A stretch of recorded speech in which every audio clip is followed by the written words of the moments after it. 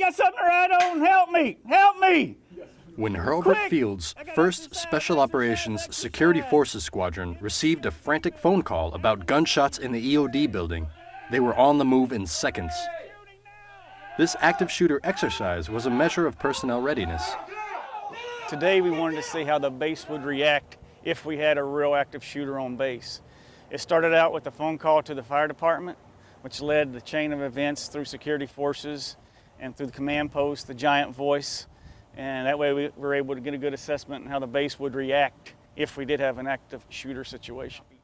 The exercise began with the evaluation team walking the halls of the wing building as the exercise announcement was made, measuring reaction and looking for anything that would render people unsafe. I always take it serious, but this is a military installation and there's gunfire every day. But you can never let your guard down because it can happen at any time, any place.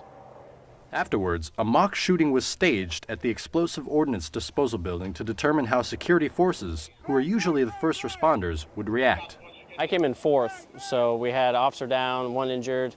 We weren't sure where the other team was, so when we initially made entry, we had to secure the whole building and look for the shooter. Initially, when we go in, if it's active shooter, you will hear shots fired, and at that time, if you're hearing shots shooting going off, you go direct to the threat.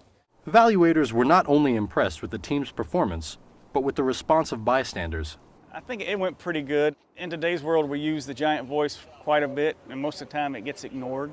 People are like, oh yeah, it's another giant voice, and they really don't listen. But hopefully after today, people will start, paying attention to the giant voice a little bit better. Response time was about 1.5 minutes from the time security forces received the call to when they entered the scene. Reporting from Hurlburt Field, I'm Airman First Class Stephen Ellis. Let's go. Good job.